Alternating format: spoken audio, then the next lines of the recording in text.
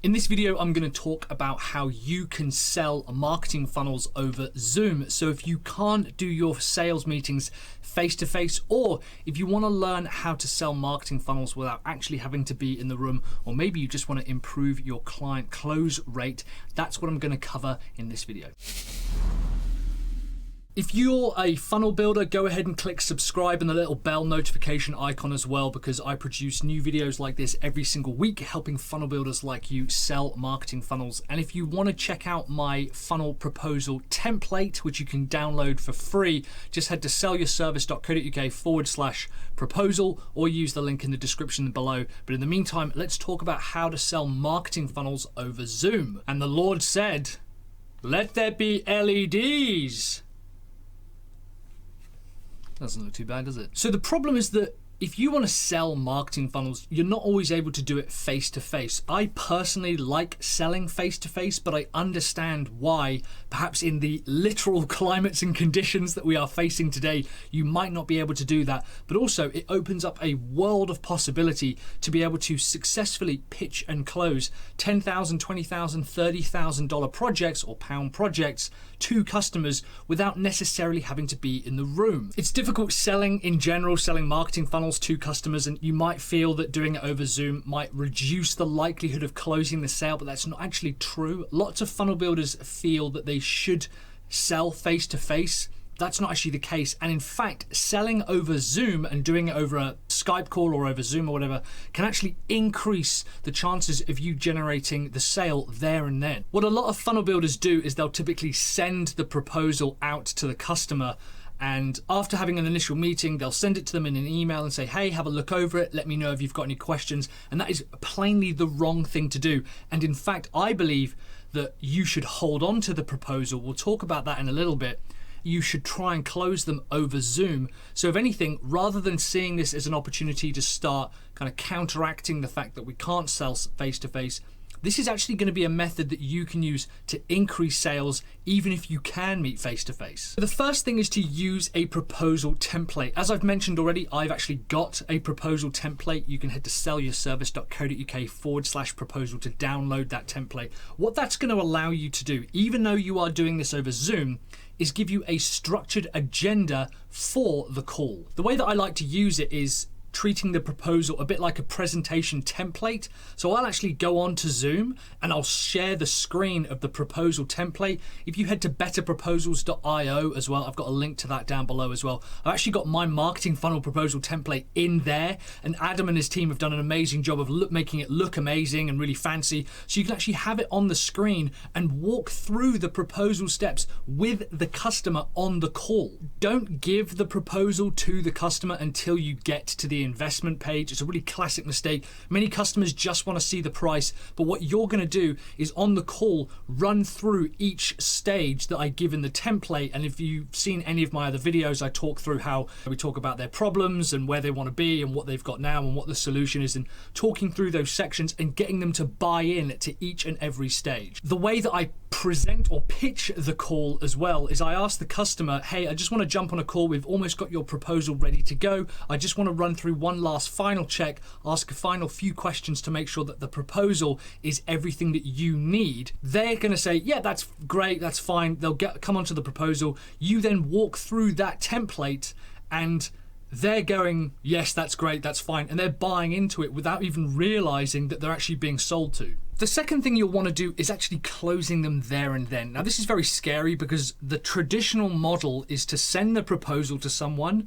wait a few days, chase them up, ask them if they've seen the email or read the proposal or whatever, and then hope to get some kind of deposit or payment. I personally like to flip that and do the exact opposite. And as I've mentioned, on the call, we'll actually run through the proposal, make sure they're bought into each section. We'll go through each stage, and then at the end of the call, I will close them there and then. I don't use a week ending. If you've got any questions or if there's anything we can help with, just let us know. Or so what do you think? I say we can get started today. We just require a deposit and a signature.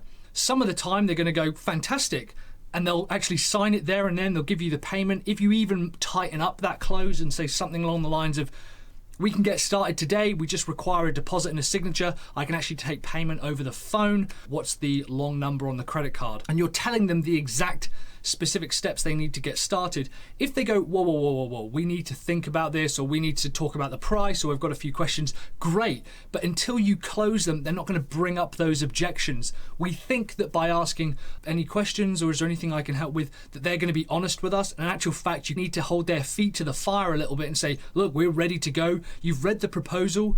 If they're reading a proposal from you, it means they are interested in buying. So if you assume that sale and say to them, we can get started today, I can even take payment over my phone, just what's the long number on the credit card or the bank details that we can send over, and we can actually get started today. If they do have an objection and say something like, we're not quite ready just yet, close those objections, turn those objections, answer those questions, and then repeat the close. And you'll find that you can actually start getting paid on the day of the proposal rather than sending it and hoping for a payment a few days later after lots and lots of chasing. Point number 3, if this is a cold call or if this is your first call with them, my advice is don't try to sell to them on the call. So the mistake that a lot of businesses make, and this is not just funnel builders, is if you manage to get someone onto a Zoom call and it's for a preliminary discovery call or an initial meeting, or you've even managed to get them on a cold call, maybe you've actually physically phoned them up and you've booked an appointment and they've said, yeah, great. Don't try and sell them there and then. This is your opportunity to do deep dives, to do discovery, to uncover as much as possible. Many funnel builders basically panic as soon as they've got someone on the phone and they start to think, I need to close them, I need to sell to them, I need to pitch to them, I need to give them everything, show them what we can do, tell them how great we are. And in fact, I want you to pump the brakes a little bit. There is a time and a place to sell, but right now, if this is your first initial meeting with someone over Zoom, over a phone call, over Skype, whatever, what you need to do is do qualification and discovery. First of all, are they the right person to talk to? Do they have a budget? What are their needs? What are their timescales? Who else are they working with? So we call that BANTS, B-A-N-T-S, budget. What type of money do they have? Do they have the budget for this? Are they the authority? Are they the decision maker? Is there anyone else who basically needs to sign the document? What are their needs? Asking a bit of discovery, deep diving into their business, what their goals are, their timescales, like when are they looking to get started, and their suppliers. And the more you can find out about their business, the more likely they are to buy from you in the future. Lots of people try to jump on a call, immediately try to sell and pitch the customer, and in actual fact, what you should be doing is trying to qualify them, make sure that they're the right person to talk to in order to sell to them better later on. Leading on from that, point number 4, if this is a pitch or proposal meeting, the categorically most important thing you can do on the call is make sure that the decision makers are on the call. This, in my opinion, is actually more important than the budget, because we can always talk about budget. And if someone says, look, we weren't expecting to pay 25 grand, we've only got 20 grand, they've got 25 grand, all right? If, however, you completely miss the budget question, they say, look, we were hoping you could do this for 300 quid and your proposal's for 30 grand, you've obviously missed the mark there, but it happens. In my opinion, what will stop a proposal going forward more than anything is when you don't have the decision makers on the call. So the categoric most important thing is to find out who the decision makers are way before you set up the call and way before you even write the proposal, and make sure that they are on the call with you. Often what can happen is you'll have a marketing manager and the director of the business, and they'll say, look, the director isn't able to make it today. That's really common because they're the big player, and what you need to do is reframe this and say, okay, fine, not a problem, we can rebook. Now, there are absolutely no exceptions to this rule. If someone doesn't turn up to a meeting that they say they're going to be at and they're a decision maker, you absolutely have to get them on the call. If you don't get them on the call, one of two things is going to happen. Either the person you're pitching to is going to sell it to the director, they're going to do, frankly, a pretty lousy job, or you're going to have to re-pitch it anyway. So you can either rebook a time or cancel the call completely. And what's interesting is when you give that ultimatum to people, they end up going to try and find the director. Typically, they'll try and force your hand and say, look, just go ahead and start. We can talk to the director later, or we can try and bring them in later. And what you need to do is stand strong and say, look, I can hold on for 15 minutes, but then I have to leave. I like to say, look, I can get you 15 minutes to get organized. Otherwise, we're going to have to call it a day and I'm going to have to rebook. What's interesting here is that their fear of offending you and looking like a bit of a jackass is so strong, they'll typically go and find the director. And what this does is two things. First of all, miraculously 90% of the time the director turns up and turns out they've got time and space, and then you just run straight from the top again and treat it exactly as you would do. Or you do end up having to rebook,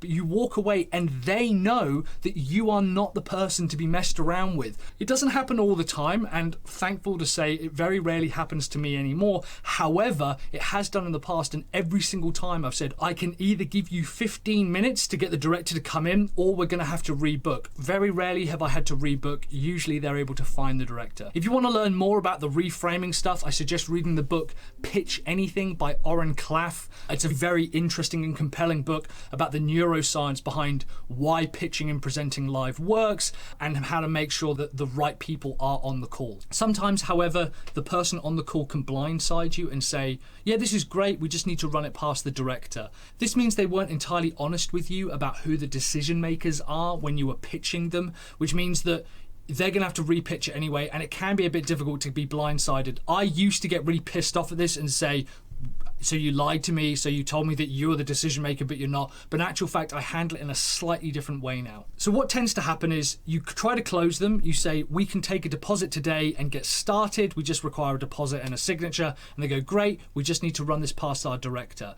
You need to clarify immediately and say, okay, so you're not the only decision maker, and they'll go, I am the decision maker, because people don't like to admit that they're not in control. They go, but I still have to run it past my director, my husband, my wife, whatever. The way that I like to treat this is it's not true. It's actually an objection, and it's a way for them to be able to take the pressure off themselves, and they're actually throwing you a bit of a challenge. So instead, what I like to say is, sure, I always like to make sure that I feel supported on an important decision, and if your director's anything like my past directors, they've been really supportive of any decisions that I've made too. Remember, we have got a 30-day cooling off period, and if you don't want to buy it and you think it sucks, we'll happily give you a refund. So how about we take the deposit, we can get started today, and you can go back with your director with what we're doing. We just can take payment via card. What's the long card number? So I've transitioned immediately back into that close and turning it as an objection rather than treating it as an absolute halting point. Another good question to ask is to say, yeah, I like to feel supported too. What part of the deal is it that you feel unsure of? And they'll go, no, I feel totally sure about everything. I go, fantastic, sign here, we can take a deposit and get started today.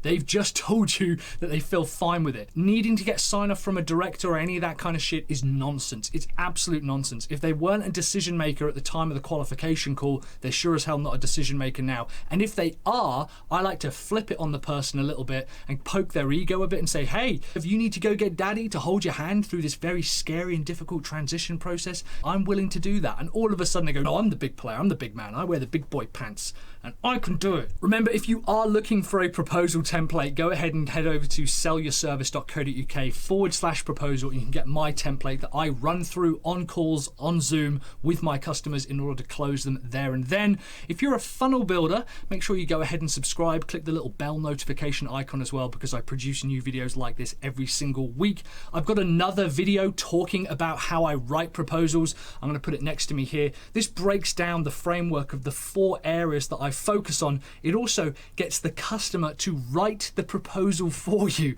which sounds insane, but if you ask the right questions, the customer will basically tell you exactly what they're going to buy. They'll even turn some objections for you and tell you how you should pitch and sell to them. So go ahead and check out that video. Thanks very much for watching, guys. Massively appreciate you being with me. See you on the next video. Have courage, commit, and take action.